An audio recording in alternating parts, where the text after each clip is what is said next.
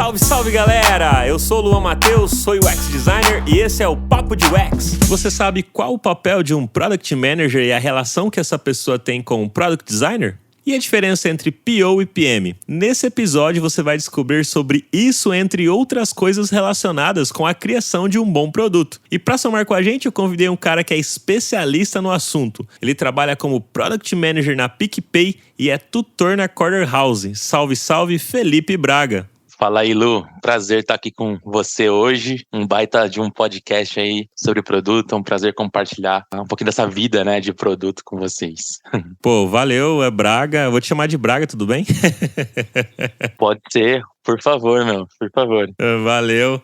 Eu que fico feliz, cara, de você estar aqui hoje com a gente, né? Para esclarecer algumas dúvidas com relação a essa questão da área de produto. Porque tem muitas pessoas que estão fazendo a migração agora de carreira e que às vezes fica na dúvida, né? Qual caminho eu vou seguir? Se eu vou realmente para produto, se eu vou para design, onde começa o trabalho de um, onde termina o do outro. E na verdade eu enxergo que é tudo meio que junto e misturado, né? Então, para quem quiser, inclusive, se especializar ainda mais sobre esse tema que vamos abordar hoje neste episódio, a Corner House, que é a escola que o Felipe aí da mentoria, né, que eu comentei aqui no começo desse episódio, tem vários cursos incríveis lá, inclusive de UX Design e produto. E eles deram um cupom exclusivo aqui pra gente de 10% de desconto, que é só você clicar no link e se inscrever em qualquer curso usando o cupom Papo UX. E o legal é que são aulas online e ao vivo, que tem interação ali na hora, que você já pode tirar suas dúvidas com os professores e tudo mais. E tem bastante prática, feedback das atividades, troca com outros alunos que estão aprendendo lá também. E isso é muito importante, eu sempre falo a respeito que o networking ajuda muito na nossa carreira e evolução profissional. Eu tenho certeza que você que está me ouvindo aqui vai gostar bastante de fazer parte aí da Corner House. Então já clica no link, se inscreve, aproveita esse cupom de desconto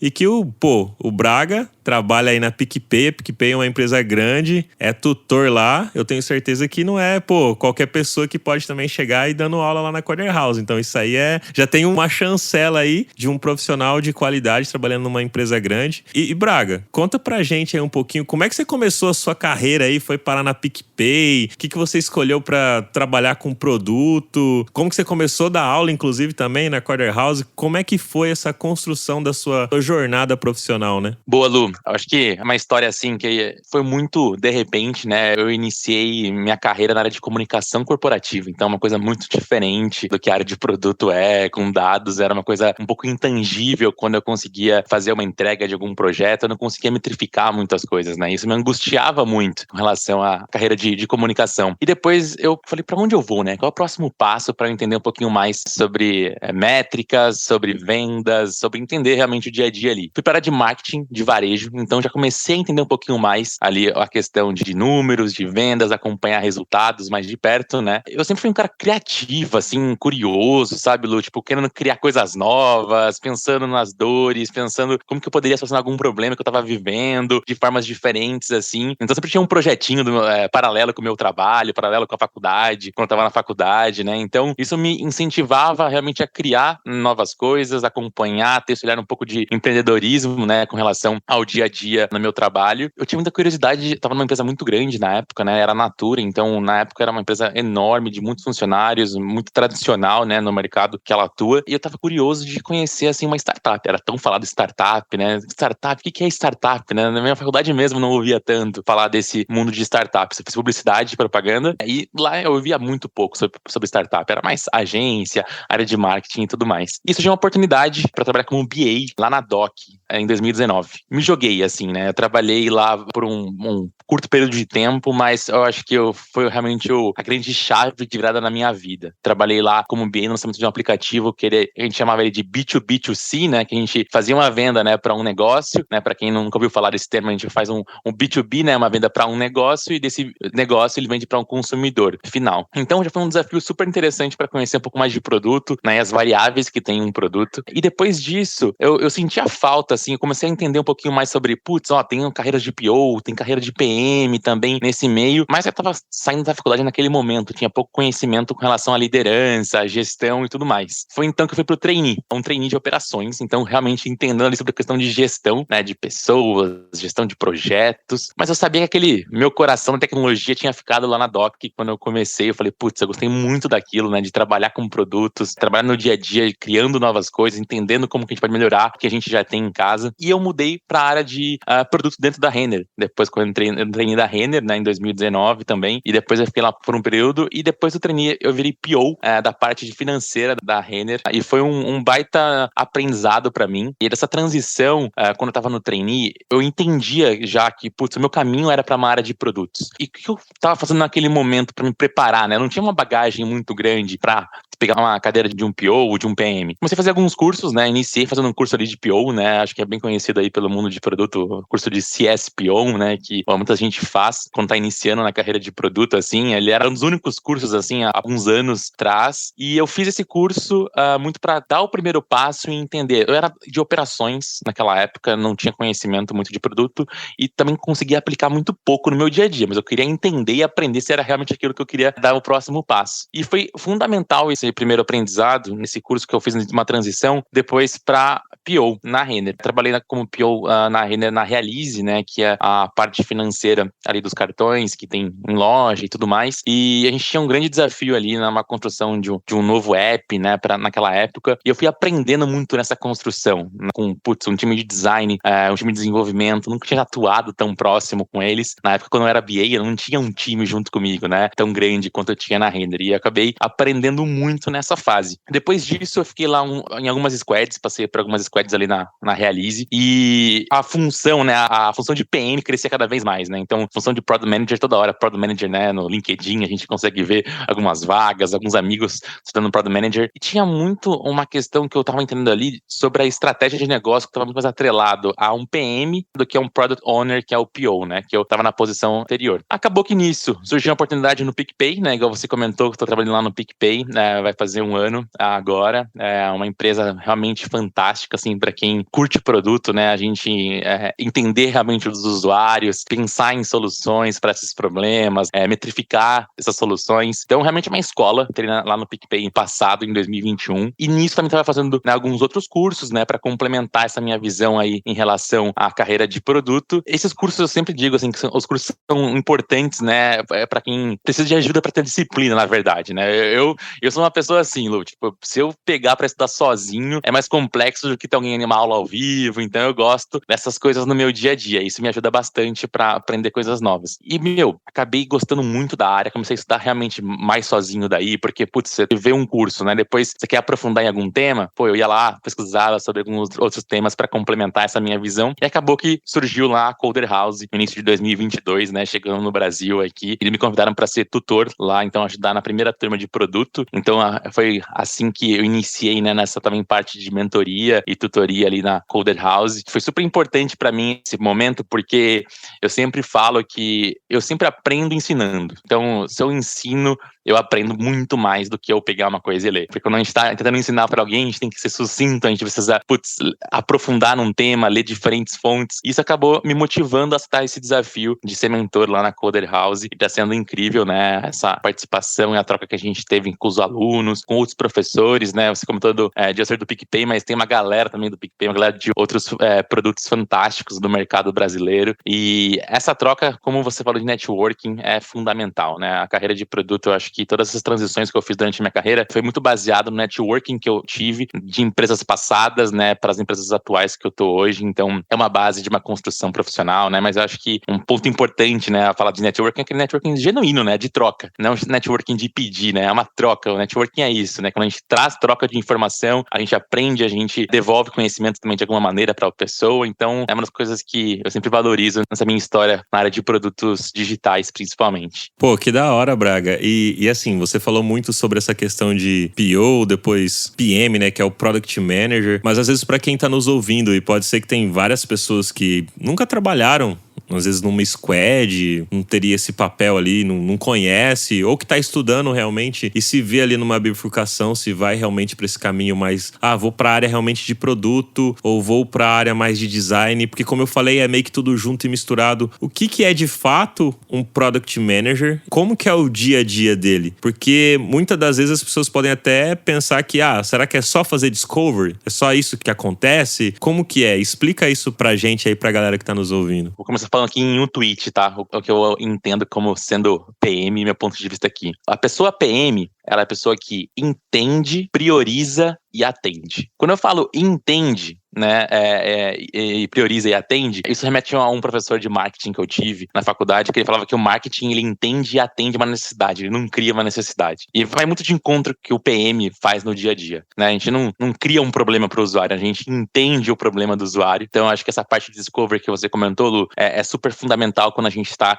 construindo um produto, a gente entender realmente a necessidade, os problemas, oportunidades que a gente tem ali do nosso usuário. Então, é a primeira etapa, assim, que eu trago, né, no meu tweet ali, que eu comentei o que é um PM. Ele faz muito essa parte, né, junto com o Product Designer, inclusive, né? Então, o papel da pessoa PD é fundamental, né, essa parceria PD, PM. É um trabalho conjunto, eu falo que é a dupla, assim, que realmente vai facilitar a vida depois para os desenvolvedores, né? Se essa dupla tiver com super sinergia nesse entendimento, que é a primeira etapa que eu comentei, facilita muito os próximos passos da vida ali dos devs que estão nos ajudando a construir esses novos produtos. E a questão de priorização, né? Isso é um ponto que vem muito da pessoa Product Owner. Esse é a questão do priorizar backlog, né?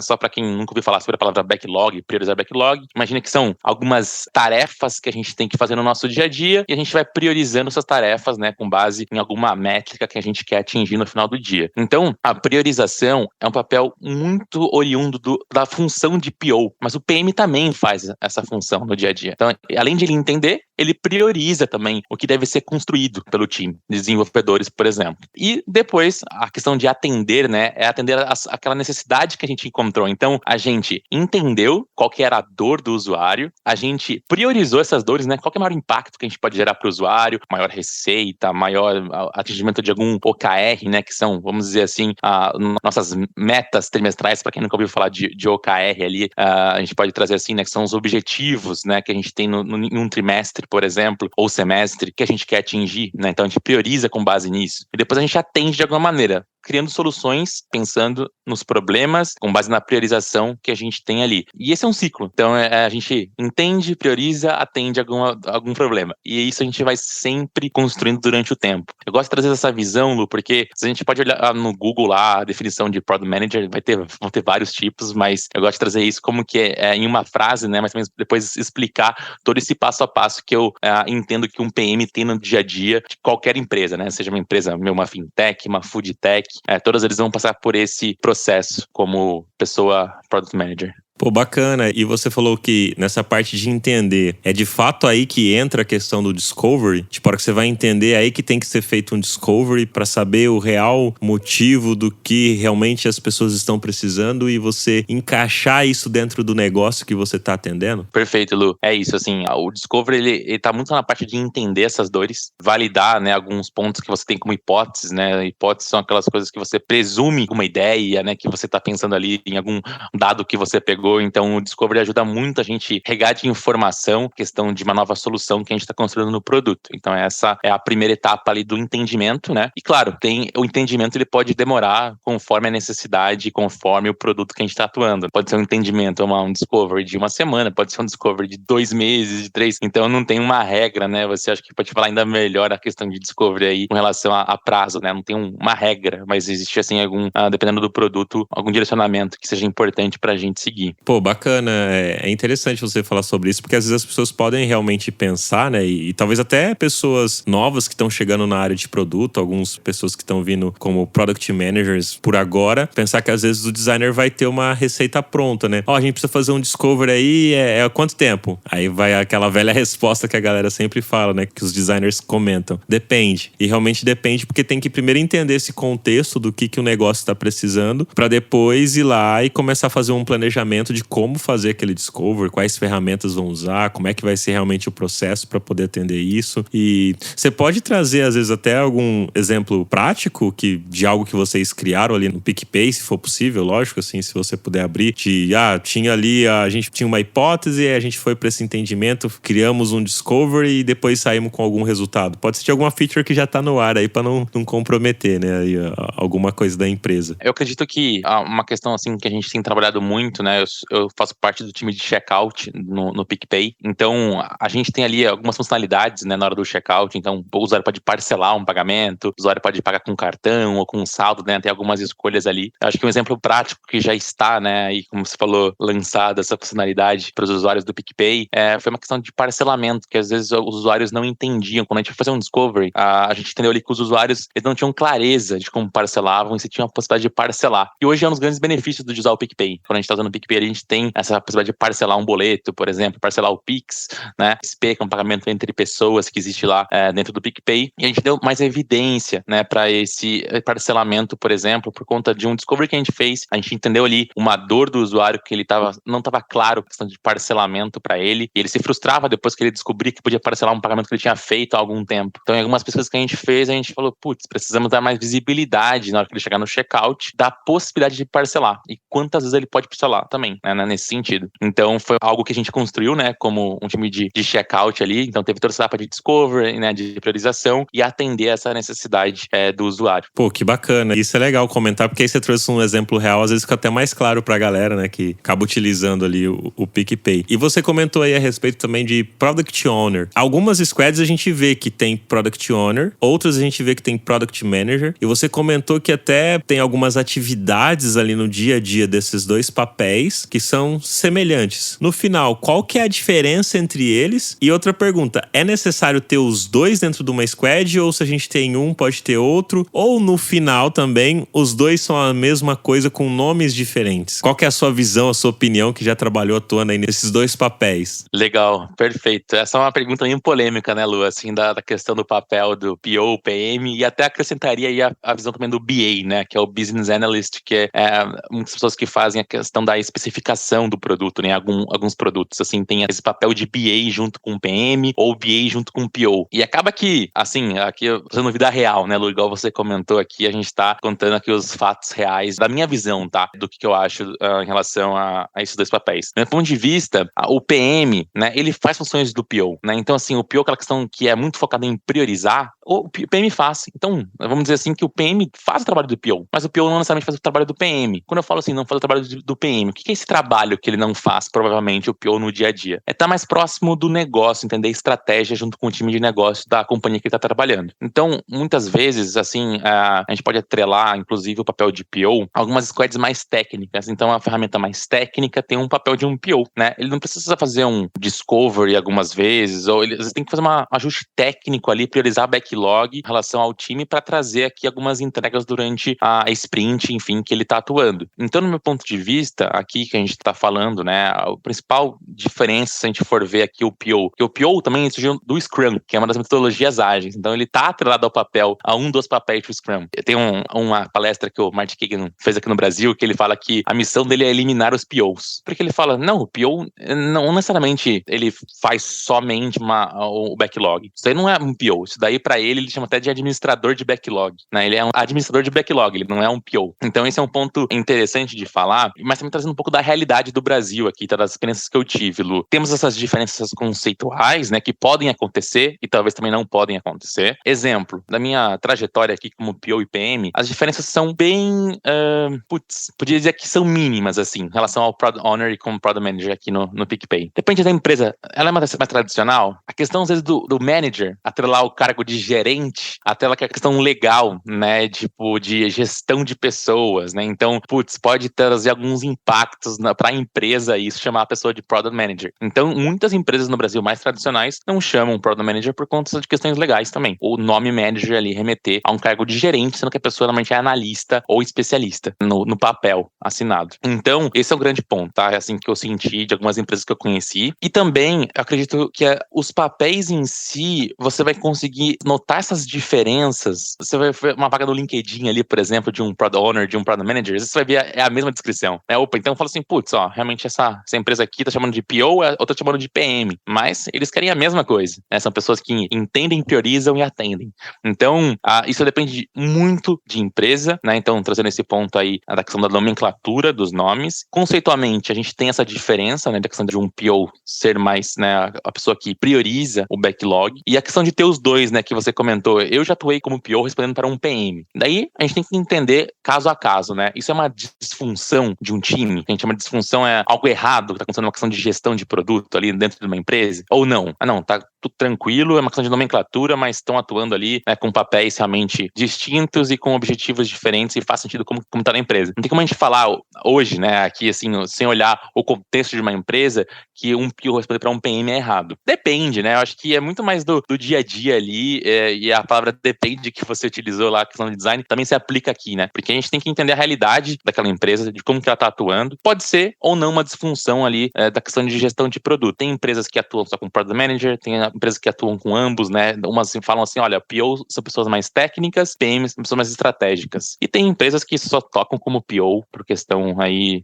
da própria companhia que tá atuando. Então, esse é meu ponto de vista aí com relação a essa pergunta, que ela é bem desafiadora, assim. Eu acho que cada dia aprendo mais sobre isso, assim, se a gente procurar. Tem muitos artigos falando sobre isso, né? Mas trazendo aqui um pouquinho do que eu penso sobre isso. Pô, legal, Braga, mas eu penso bem parecido, principalmente porque na área de design, ali com o UX, também rola essa questão ali. Você falar Product Designer, ou você falar UX Designer, ou UI UX Designer. Tipo, vira uma confusão às vezes pra galera, que no final, na minha visão, né, também a minha opinião a respeito disso, Product Designer é a mesma coisa de UX Designer. Se você olhar igual você falou no LinkedIn, você pegar duas vagas, um tá chamando de UX UI Designer e o outro tá chamando de Product Designer, você vai ver que as empresas elas têm as mesmas necessidades e pedem praticamente a mesma coisa pra um e pra outro com títulos diferentes. Atualmente eu tô na Boa Vista, trabalhando como coordenador. Antes eu tava como UX Designer, tipo, UX Lead lá na outra empresa. UX Lead é a mesma coisa de coordenador, sabe? Assim, só muda realmente a nomenclatura, porque se a sua função, a tua atribuição for a mesma coisa, no final tá tudo certo. O que importa é o valor que a gente tá gerando dentro da companhia que a gente trabalha. Pelo menos essa é a visão que eu tenho, que é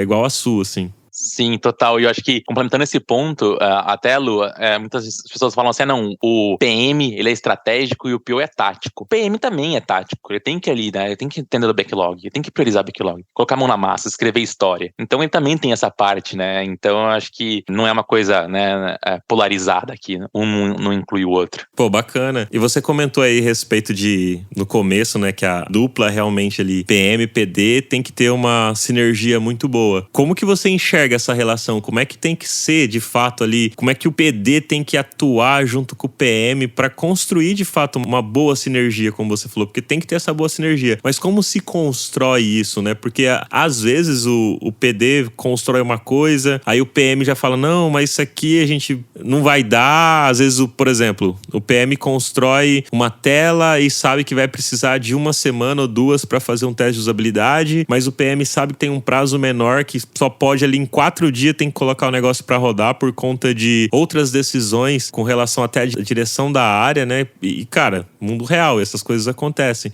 Como que o PD tem que entender esse lado, essas coisas que às vezes ele não tá entendendo? Como é que o PM transmite isso para ele de forma que crie, de fato, uma relação saudável, né? Porque, querendo ou não, são duas pessoas que às vezes pensam diferente. Eles têm os mesmos objetivos, né? Porque ninguém, eu acredito que acorda e fala, hoje eu quero só trabalhar do jeito errado. Não, todo mundo quer fazer o melhor, só que cada um tem uma forma de olhar o que é melhor, né? E às vezes todo mundo tem que olhar para a mesma coisa que é melhor dentro daquele contexto que tá acontecendo ali naquele momento. Então, para você, como que tem que ser essa sinergia, essa troca, esse dia a dia ali de PM, PD? Como que você enxerga isso? Pra mim, assim, tem que ser, melhores amigos quase ali na squad, eu diria. Lu, pra mim, quando você tem uma sinergia boa com uma pessoa product designer, assim, flui tudo melhor. E como que você constrói essa sinergia, que foi a pergunta, né, que você trouxe? É muito trazendo transparência das necessidades que a gente tem como squad. Onde a gente quer chegar com aquilo? Quais são as dores de negócio que estão acontecendo naquele momento, né? Então, a gente quer atingir qual resultado? Qual que é o outcome esperado, né? Qual que é a nossa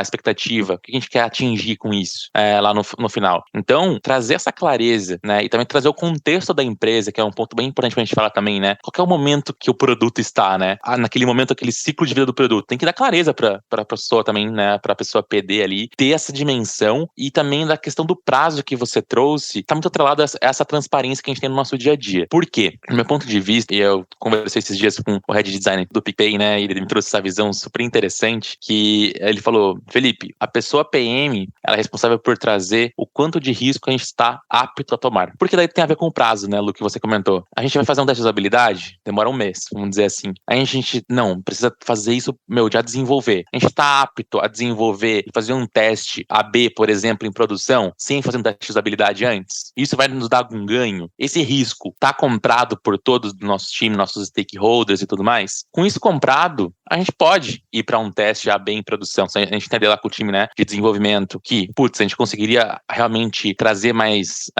vamos lá, um throughput, né, que a gente entregar mais ali, mais rápido alguma coisa, uma funcionalidade nova para o usuário, por que não fazer um teste AB depois, né? Eu acho que é sempre importante a gente pensar nisso, e por isso que é importante, que eu falei, né, serem melhores amigos, assim, né, o PM e PD. Porque quando você é transparente, conta realmente a necessidade que a gente quer atingir, onde a gente quer chegar junto. Porque não existe, o PD quer chegar em um lugar e o PM em outro, time de desenvolvimento em outro. Não, todo mundo junto. O PM tem que dar clareza para onde a gente quer chegar, o que a gente quer atingir. Então, com isso muito claro entre todos do time, a gente consegue ter um resultado melhor como negócio, como produto. Então, para mim, essa relação é fundamental e a transparência é a base dela.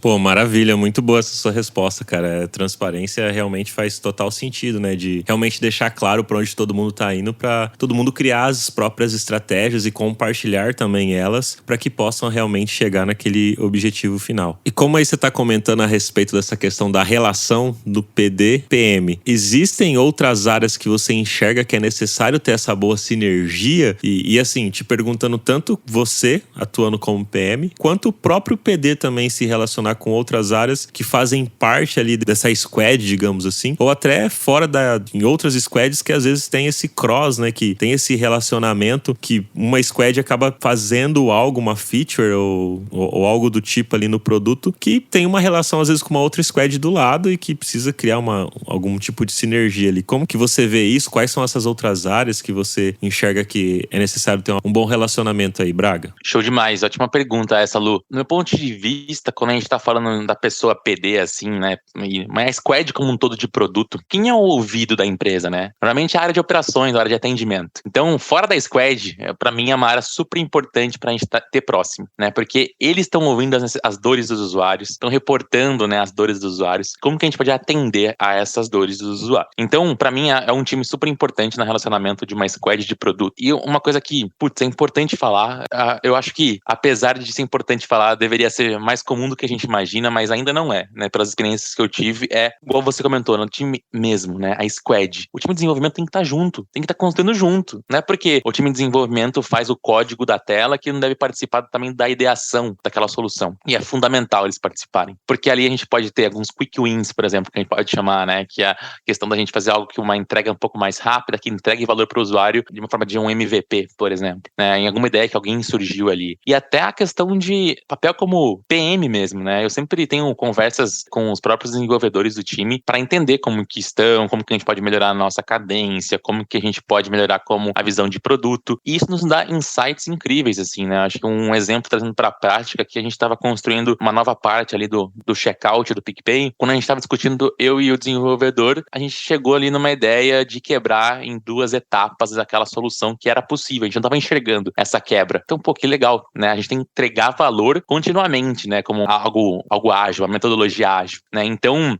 é super importante que a gente tenha essa visibilidade e tenha essa construção com o time de desenvolvimento também. Então, atuando ali junto com eles nas soluções, na prototipação, porque o time inteiro, ele tem que estar, como a gente já falou, né? Com a visão única de onde a gente quer chegar. Então, tem que pensar junto com isso. Então, é super importante que a gente una todos os times para participar dessa construção. Claro, é todo o tempo que você, pessoa PD, pessoa PM, vai atuar junto com os desenvolvedores? Não. Talvez você tenha que preparar um pouco o terreno para gerar uma dinâmica, né, construtiva. Não é todo momento que vai acontecer essas dinâmicas, mas, é super importante a gente ter o time de desenvolvimento junto com a gente. Pô, legal. E é importante você falar sobre isso, né, principalmente com relação ao tempo, né, de quando utilizar de fato ali, de trazer a galera de desenvolvimento junto, né, como você comentou aí, de não ser toda hora, mas ser em momentos estratégicos e que, claro, desde da ideação ali, de fazer o discovery, a galera tech tá junto ali, principalmente para ver se se é viável a ideia ou não, pra depois não chegar lá na frente e falar, putz, não dá pra fazer. Pô, e aí, todo o trabalho que fez lá, sei lá, de um mês, e aí joga fora, sabe? Então isso realmente é super importante. E quando acontece decisões top-downs, como é que você lida com esse tipo de situação e até traz isso de visão pro time? Porque às vezes o time tá indo pra uma direção de algo que você já tinha, como o PM trouxe ali, né? A gente tem esse objetivo e tal, de repente alguém chega e fala, não, vamos mudar, ou não gostei disso aqui, porque tem ali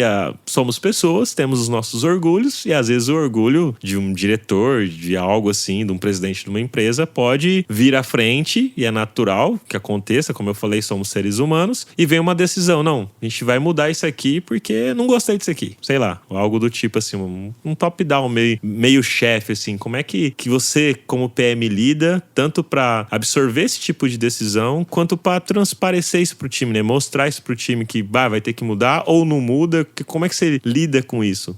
Como você falou, né, Lu, a questão as pessoas, elas são pessoas, então todo mundo vai ter ali uma ideia, né? Putz, eu tive uma ideia maravilhosa, vai dar pro time responsável para desenvolver, e dependendo de como vir isso, pode vir como um top-down. E eu sempre brinco com o time, assim, né, hoje, que a gente tem que sempre pensar no 80-20, né? 80% a gente é nosso, os 20% a gente tem que deixar ali um pouquinho para receber algumas demandas que venham a surgir. E quais são as demandas que eu imagino, tá, Lu? Esses 20% que eu falo assim, são aquelas ideias, sugestões que chegam e a gente não consegue contra-argumentar com algum dado. Então, chegou uma ideia, putz, a gente mudar aqui, trocar a cor, a gente já tem algum dado sobre isso? A gente tagueou aquilo, né, pra traquear a experiência como tá? Consegue contra-argumentar de alguma maneira? E eu acho que um ponto muito importante a gente pensar também aqui é que as pessoas têm ego, mas a gente aqui, como na Squad, também tem ego. Então, como que a gente vai falar pra pessoa que tá fazendo um top-down que ela tá errada e a gente tá certo, também que a gente não tem dado? Então, cabe a gente também colocar no lugar e falar, não, beleza, vamos entender isso, vamos fazer um teste e com os dados chegar numa solução. E assim, que legal se um CEO tá dando uma ideia pro seu produto, né? Acho que a gente tem que receber dessa maneira. Pô, o CEO tá olhando pra nossa parte do produto, dando uma sugestão pra gente. Que massa. Eu sei que na realidade, às vezes, acaba sendo muito, putz, a prioridade chega muito depressa, as coisas a gente tem que fazer. Se a gente tem dados, bom, maravilha, a gente consegue ir lá monitorar os dados e dar uma resposta falando assim, putz, realmente essa ideia é muito show, faz super sentido, ou não, essa ideia, com nossos dados que a gente tem aqui não faz sentido. Ou se não, outra possibilidade é ir lá e vamos testar e mapear esses dados e depois dar uma resposta sobre isso. Então eu acho que, eu não acredito que nenhuma empresa vive esse mundo dos sonhos que não existe top-down, não existe, porque ou é top-down, né, ou é down-top, né, que a gente fala, não, a gente vai falar, é do nosso jeito e pronto. Então, vamos ser essa questão, assim, de ter mais esse equilíbrio, né, de receber como sugestão de alguém que, putz, que legal, alguém tá olhando pro nosso produto como uma nova ideia. E como você falou, né, entender o motivo, né, provavelmente a pessoa tem um motivo pra querer aquilo, ela não simplesmente tira algo, chupa o dedo, levanta pra cima, o vento tá pra lá e vai. Principalmente, como você falou, se for um CEO de uma companhia, ela tem que cumprir com alguns objetivos ali, senão ela quebra uma empresa. Ninguém quer quebrar uma empresa e ficar lá, não, eu era o CEO quando a empresa quebrou. Ninguém quer isso pro currículo. Pelo menos eu imagino que a maioria das pessoas não queiram isso, né? É o que eu espero. Então, realmente faz total sentido entender isso, e gostei da sua visão de ter falado, poxa, vamos trazer isso como algo positivo, né?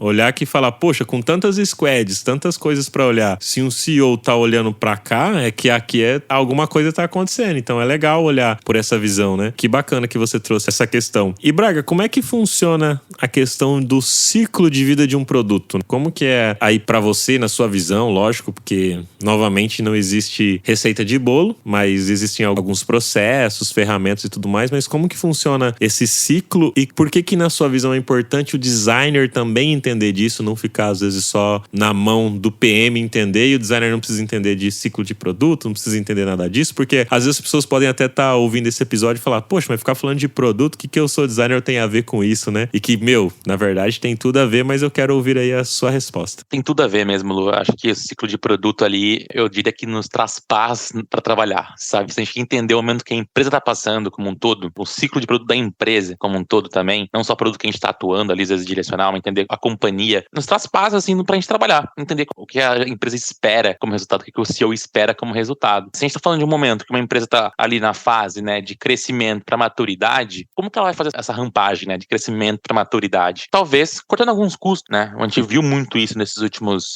tempos acontecendo, de formas não tão legais, né, com alguns layoffs que aconteceram, mas cortando alguns custos que às vezes a gente tem que lidar no nosso dia a dia ali. Então, o que é importante ali para pessoas de produto numa squad pensarem? Se a empresa está no momento de trazer resultado financeiro, atingir o break-even, como que a gente pode, como produto, squad, refletir aqui do nosso lado para contribuir e mostrar esses resultados? Talvez daí não seja aquela experiência que a gente estava pensando, já estava no nosso backlog, que a gente fez um baita de um discover massa, que o usuário iria amar, mas e aí, qual que é o impacto financeiro que vai ter?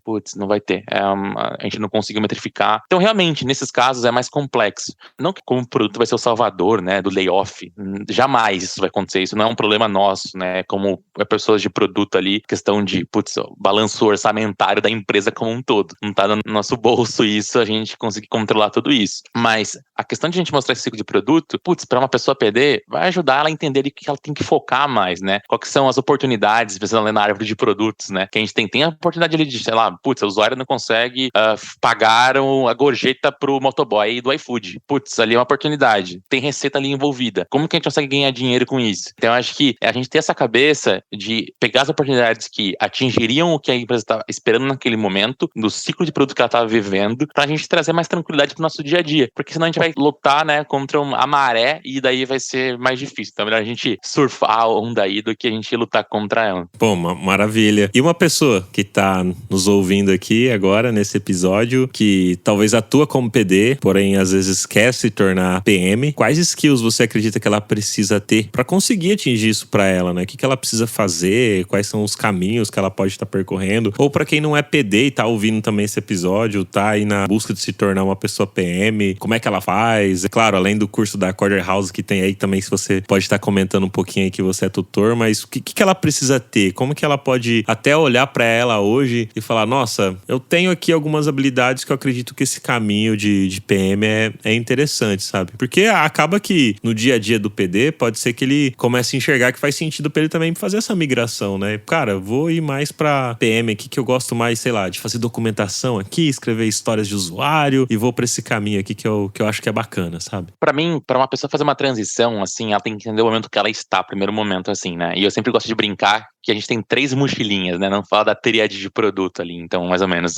nesse sentido. Tem 3 mochilas, que é uma técnica, então, a mochila técnica é exemplo que uma pessoa que é PD conhece muito já de, fazer, materializar, né? Aquilo que a gente tá pensando como uma dor, e materializar aquilo numa solução. Ela tem uma skill muito de idealizar as coisas ali já, e já tangibilizar isso na prática. Uma baita de uma skill, né? Porque às vezes fica muito no campo das ideias e ninguém consegue tangibilizar. Temos uma oportunidade, mas o que a gente vai fazer com isso? Quais são as possibilidades? Né? Como que a gente testa isso? E uma pessoa PD, ela tem que testar muito, teste de usabilidade, tem que falar com o usuário, entender a dor. Naquela parte que a gente falou lá no início, né? De entender, já é a base do Product Designer ali, né? Então, assim, isso é super importante a gente mencionar a mochila técnica. A gente já, então, a pessoa de designer já estaria ok, né? A mochila ali de negócio. Como que eu tô na visão de negócio? Tá preenchido bastante, não tá? Eu preciso colocar alguma coisa a mais nessa mochila para conseguir ter uma posição de PM? Como que tá isso? Então, aqui, uma questão também, outra que a gente pode mencionar, além de todas essas, é a questão comportamental, que é você adaptar e ser flexível também às mudanças que a gente tem, por exemplo, na empresa. Então, falando dessas 3 mochilas, né, que eu gosto de brincar, que é a técnica, a comportamental e a de negócios, essas 3 mochilas formam, né, um Product Manager.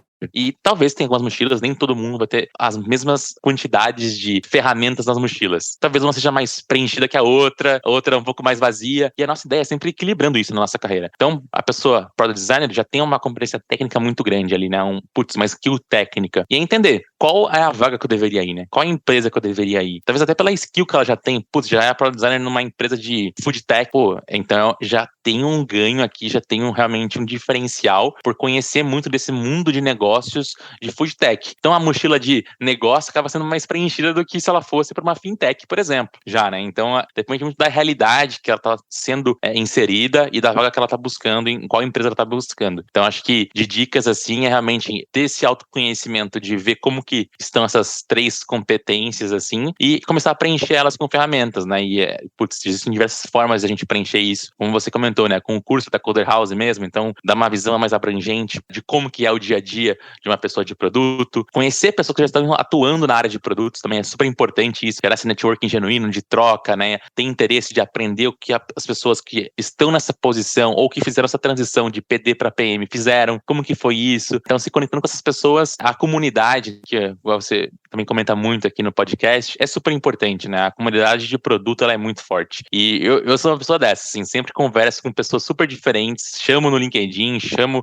em algum grupo de alguma comunidade que eu já conheço, que eu faço parte, para trocar uma ideia sobre carreira, sobre produto, sobre alguma dor que eu tô sentindo no momento como PM, como que ela resolveu isso quando ela passou por isso. Essa troca é fundamental pra gente ir crescendo como Product Managers.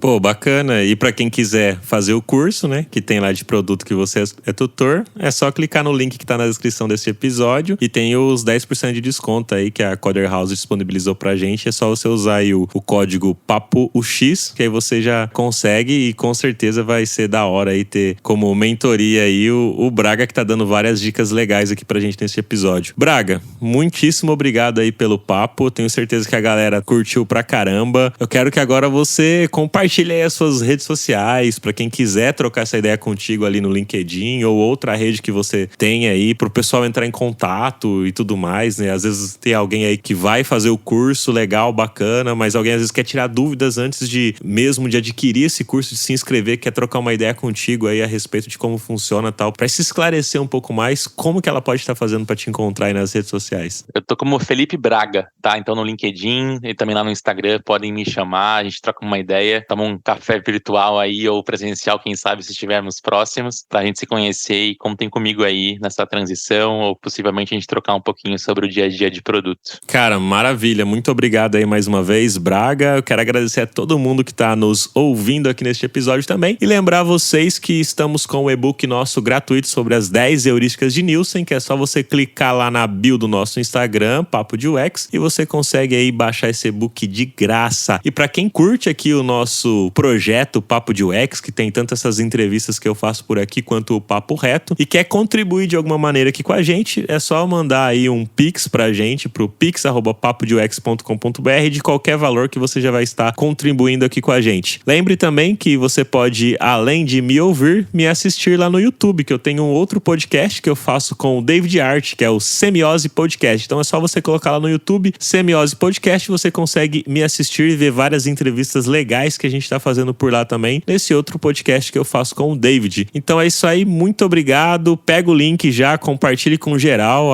Esse episódio aqui tá muito bacana, eu tenho certeza que várias pessoas vão curtir essas dicas incríveis que o Braga passou aqui pra gente sobre PM, sobre PD, como funcionam essas sinergias, diferença entre PO e PM.